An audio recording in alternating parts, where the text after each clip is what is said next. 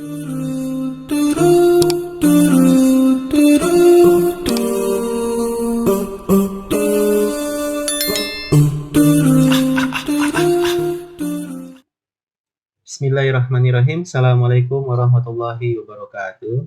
Teman-teman, kembali lagi di video kali ini kita akan bahas kembali tentang pola-pola hereditas. Yaps, di video sebelumnya kita pernah membahas tentang bagaimana sih cara mengerjakan soal genetika hanya dalam waktu kurang dari 1 menit.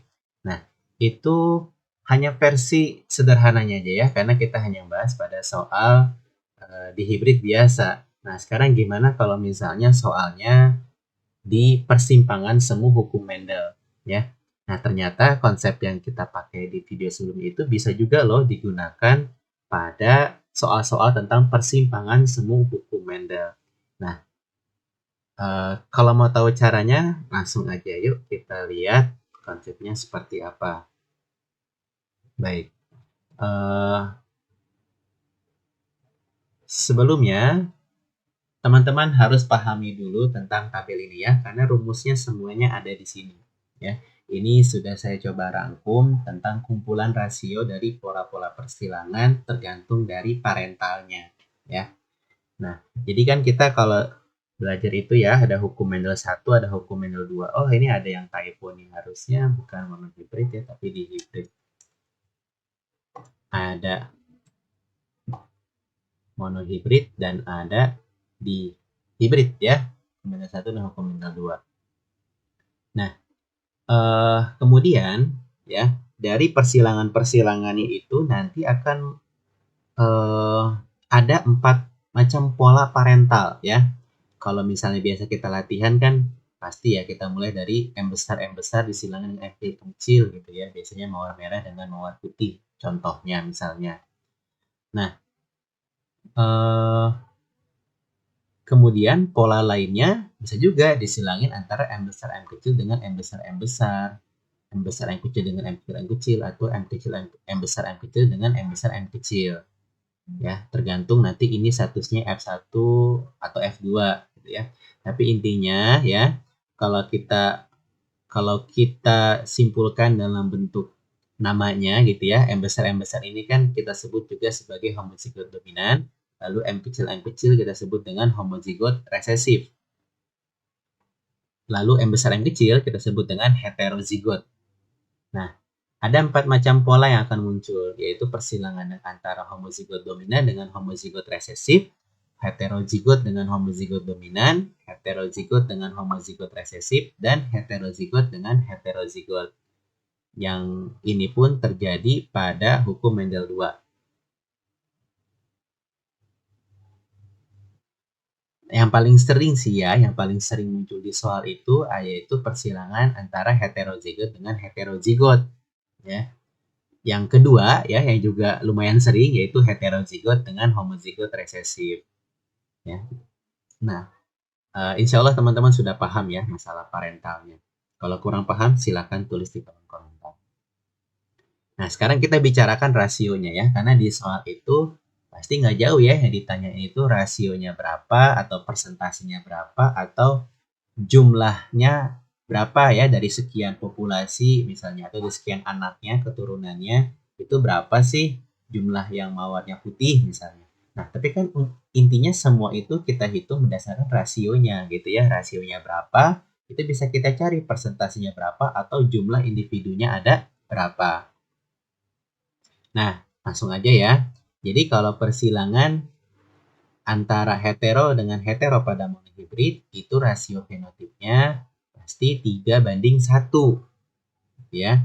Sedangkan antara hetero dengan homozigot resesif itu 2:2. Sisanya itu 4. Nah, gampang ya. Kalau pada dihibrid ya, itu hetero dengan hetero itu menghasilkan rasio 9:3:1. Sedangkan pada heterozigot dengan homozigot resesif itu jadi 4:4:4:4. Sisanya 16.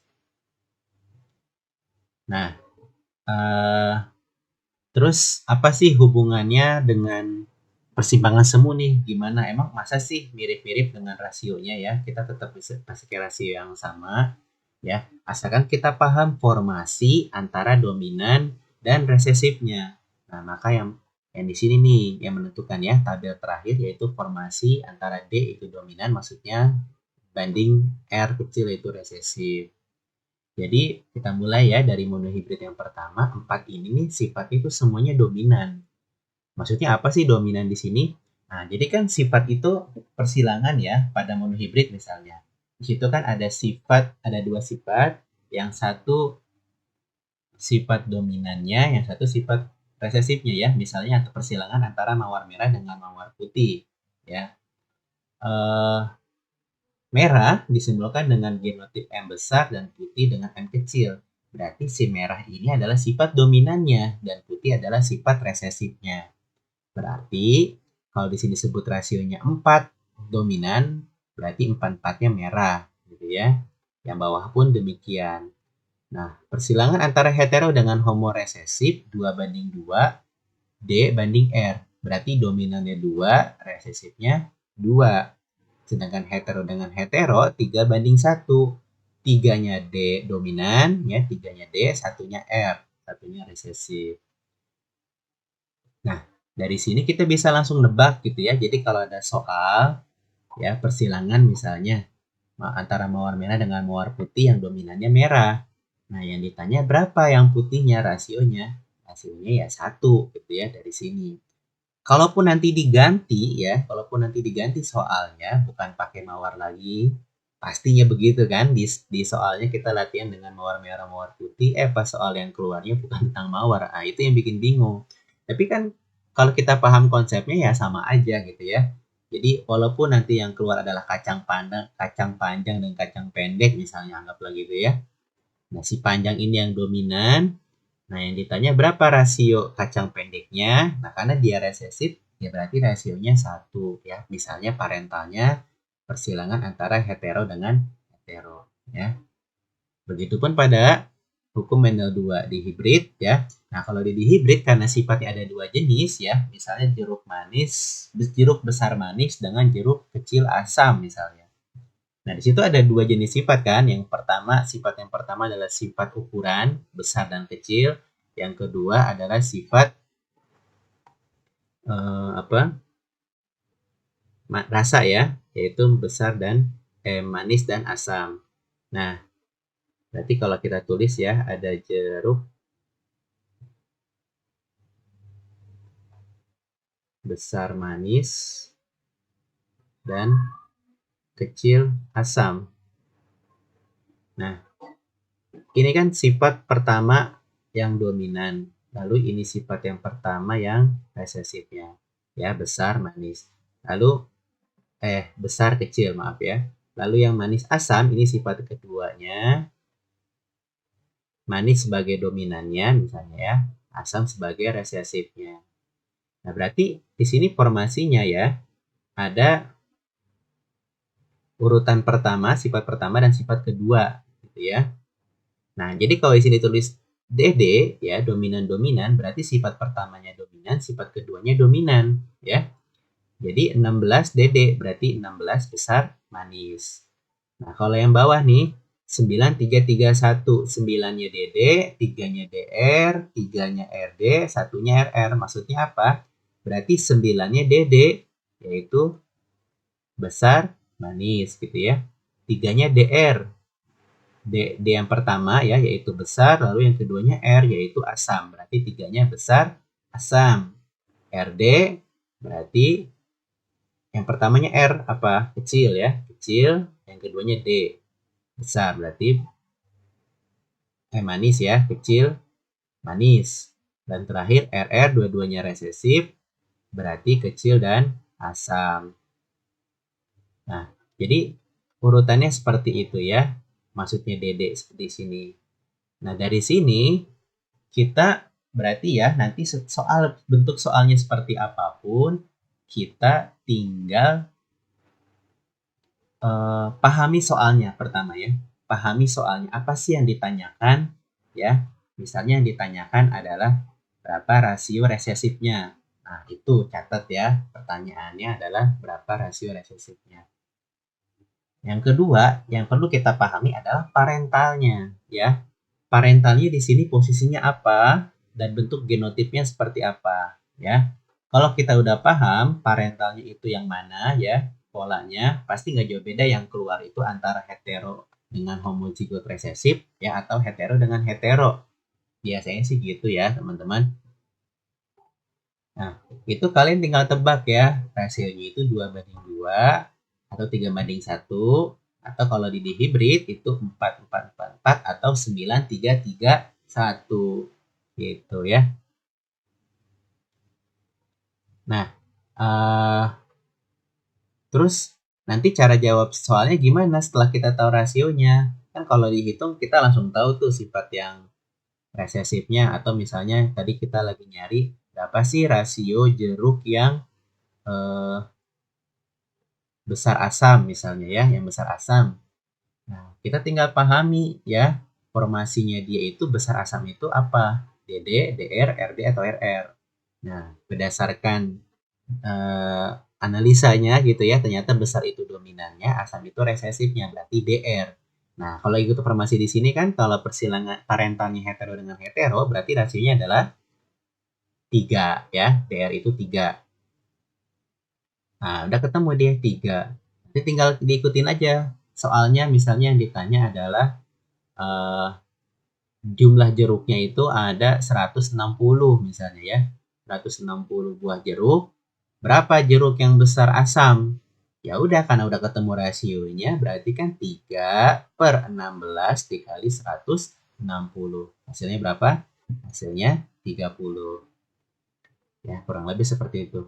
Masih kurang kegambar ya, mungkin nanti kita perlu latihan soal biar kita lebih real untuk bisa menebak kira-kira. Kita cari nanti soal yang udah ada kunci jawabannya aja gitu ya. Terus kita bandingkan hasil tebakannya dengan kunci jawabannya, benar nggak sih gitu. Nah, tapi sebelum itu, seperti maksud dari tujuan dari video ini adalah ke persimpangan semu hukum Mendel. Oke teman-teman, kita coba di hukum Mendel persimpangan semu interaksi genetik dulu ya. Pada interaksi genetik ya, yang pertama nih contohnya ada atapisme. Di atapisme apa sih yang beda ya? Apa sih yang membedakan antara atapisme ini, penyimpangan semu di mana, dengan di hibrid yang biasa gitu ya. Nah, ternyata perbedaannya ada di mana di sini alelnya ada 2 ya. Harusnya kan masing-masing alel ini menghasilkan sifat yang beda. Tapi ini justru menghasilkan sifat yang sama ya. Di mana ada pasangan gen R yang menghasilkan bentuk jengger ROS dan gen P yang menghasilkan bentuk P. Nah, ini kan R sama P aja udah beda gennya kan, R sama P. Tapi dua-duanya sama-sama mengekspresikan jengger ayam, gitu ya, bentuk jengger ayam.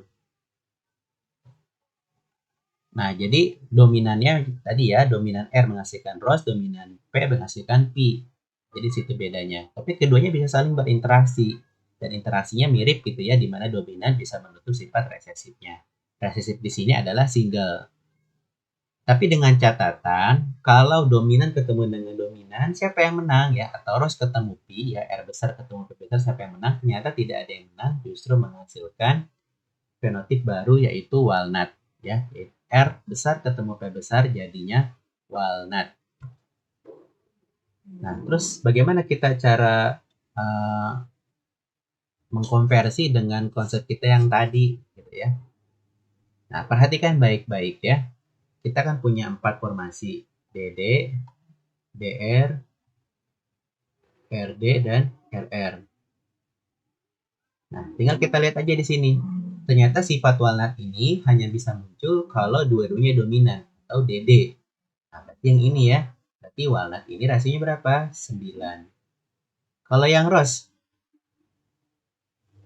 itu R-nya harus besar dan P-nya harus resesif, gitu ya. Berarti DR.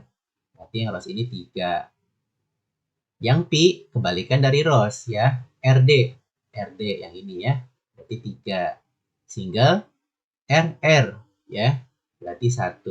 Nah, berarti rasio pada jengger ayam kalau persilangan hetero dengan hetero 9:3:3:1. Kalau hetero dengan homo resesif Ini 4, 4, 4, 4. Gitu ya teman-teman. Itu contoh yang pertama, yaitu pada atapisme. Selanjutnya, kalau pada epistasis.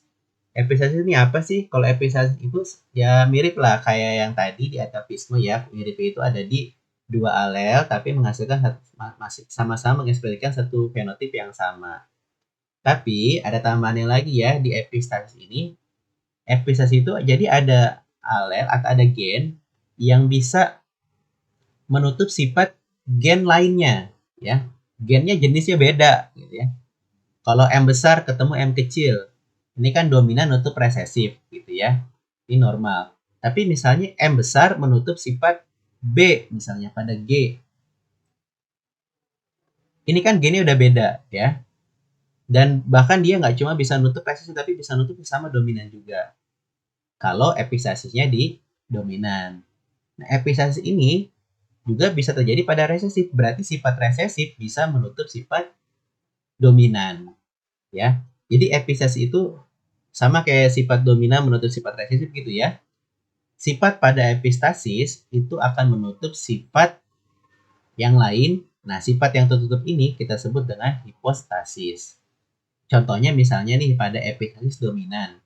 Epistasis dominan itu lokasinya ada di P besar ya. Jadi ada dua gen, yaitu gen P dan gen K ya. Gen P itu dominannya putih, resesifnya hijau. Dan K itu dominannya kuning dan resesifnya hijau.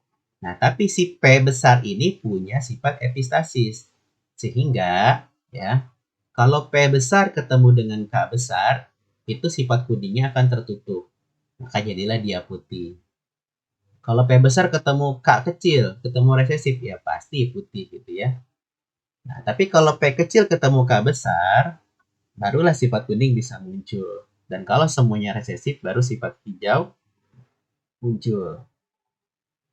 Nah, terus gimana persamaannya? Nah, persamaannya berarti ya, kita lihat di sini PK. PK ini apa? Dominan dan dominan. Dominan, dominan. Nah, berarti dia 9. Lalu P besar K kecil, berarti DR ya. Berarti dia 3. Dan dia menghasilkan jadi warna putih. Nah, berarti ini sama-sama putih. Digabung dong. 9 tambah 3 jadinya 12. P kecil K besar. RD 3. P kecil K kecil RR 1. Berarti kuningnya 3, hijaunya 1. Nah, berarti rasionya jadinya 12 banding 3 banding 1.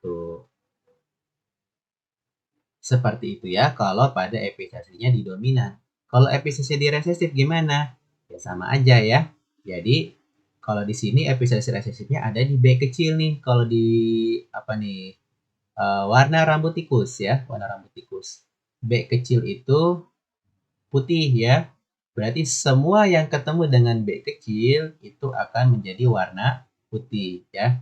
Nah, ini di tabel ini ada tanda bintang, mungkin bingung itu tadi bintang itu apa? Bintang itu berarti dia bisa kecil, bisa besar gitu ya. Jadi B misalnya B besar bintang. Nah, berarti B besar B kecil atau B besar B besar. Nah, jadi semua yang ketemu dengan B kecil ya, mau itu B kecil B besar B kecil misalnya ya, atau B kecil B besar B sama aja ya. B kecil ketemu dengan G besar atau B kecil ketemu dengan G kecil, semuanya akan jadi warna putih. Nah, berarti semua yang ada R di awal ya, B kecil ini kan R pertama. Berarti semua yang ada R di awal akan jadi warna putih. Berarti DD ini kan aman ya. Nggak ada R-nya. Berarti dia 9. DR. DR ini R-nya di kedua kan. R-nya yang kedua berarti 3. RD. Nah, ini epistasis ya. Berarti akan jadi warna putih. RR juga sama. Ya. RR menghasilkan sifat putih juga. Berarti 1 dan 3 ini akan digabung jadi satu warna yaitu 4. Berarti rasionya 9 banding 3 banding 4. Nah, begitupun yang lain ya. Ada lagi epistasis dominan rangkap ya. Epistasis gen dominan rangkap berarti dua-duanya menghasilkan fenotip yang sama dan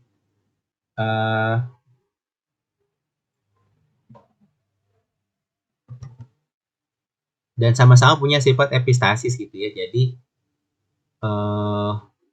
A besar dan A besar itu menghasilkan fenotip segitiga dan A kecilnya oval. Begitupun pada gen B ya. B besar itu jadi segitiga dan kecilnya jadi oval.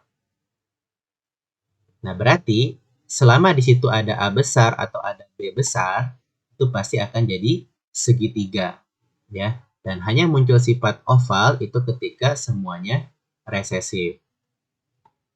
Berarti rasionya gimana? Nah, kalau ini yang beda kan cuma oval. Oval itu syarat munculnya gimana? Kalau semuanya resesif. Berarti R. RR berapa rasionya? 1. Berarti sisanya digabung ya. Semuanya jadi segitiga. Berarti 9 tambah 3 tambah 3. Berapa? 15.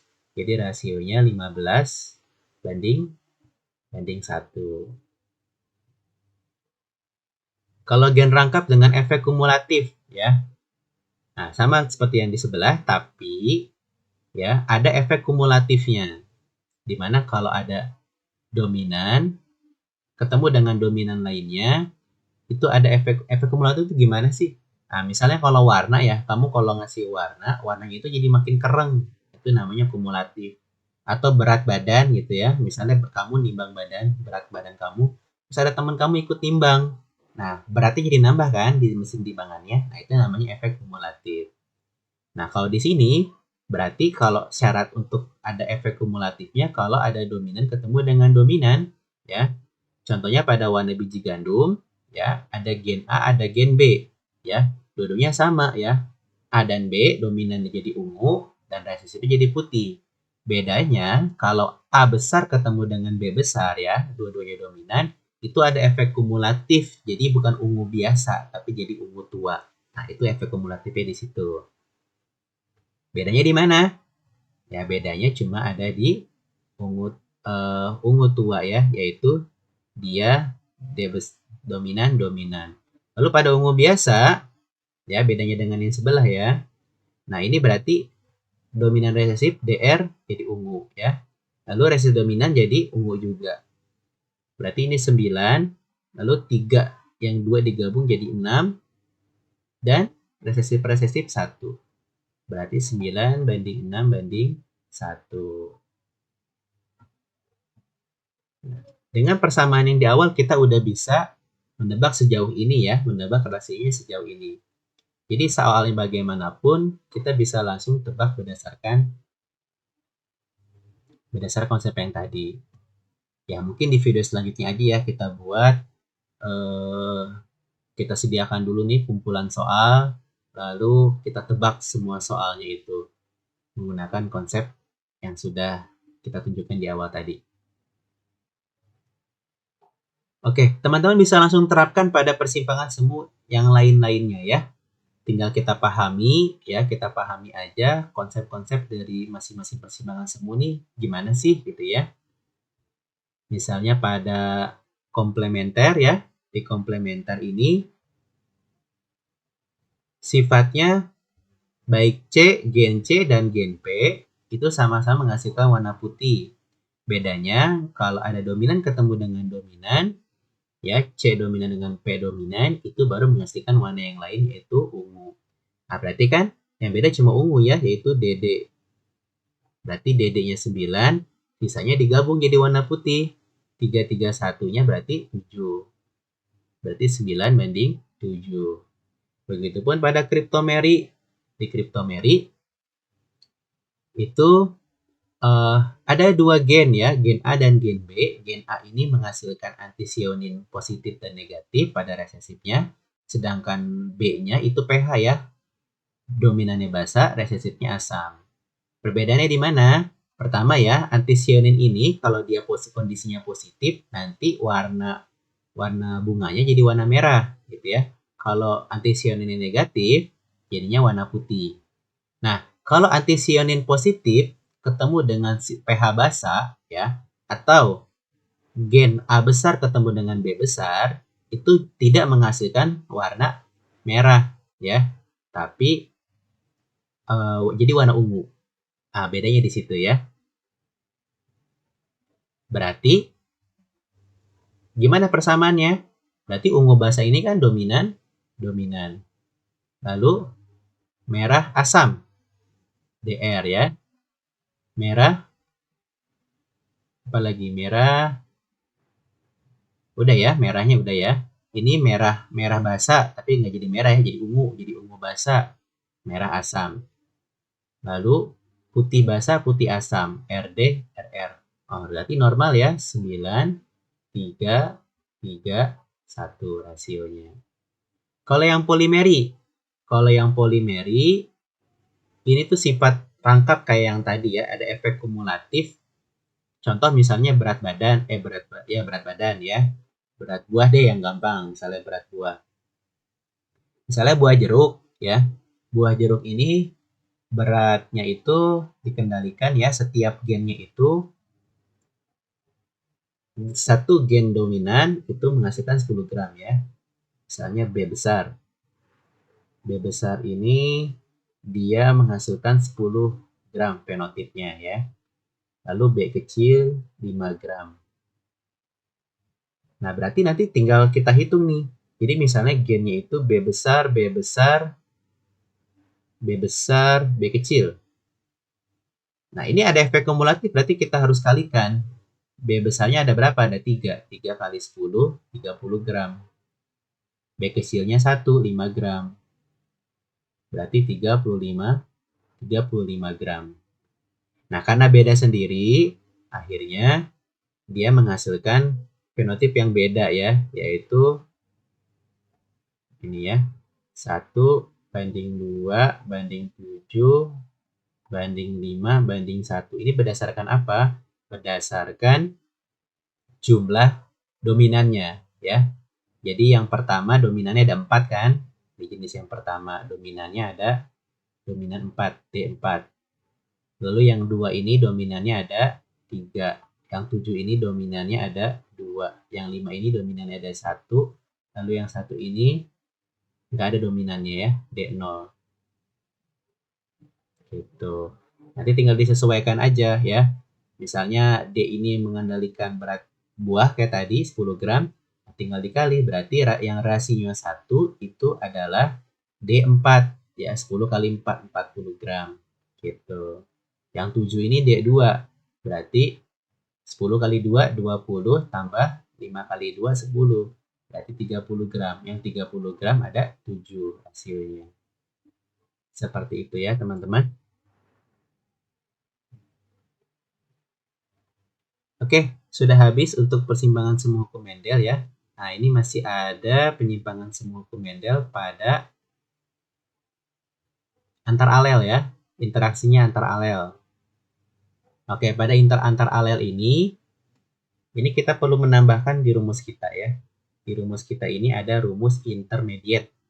Nah, di rumus intermediate ini hetero dengan hetero itu nanti akan menghasilkan rasionya 1 banding 2, 1 banding 2 banding 1 ya, dengan formasi D, satunya D, 2-nya H. H ini apa? H ini intermediate. Lalu satunya ini R. Apa sih yang maksud dengan intermediate?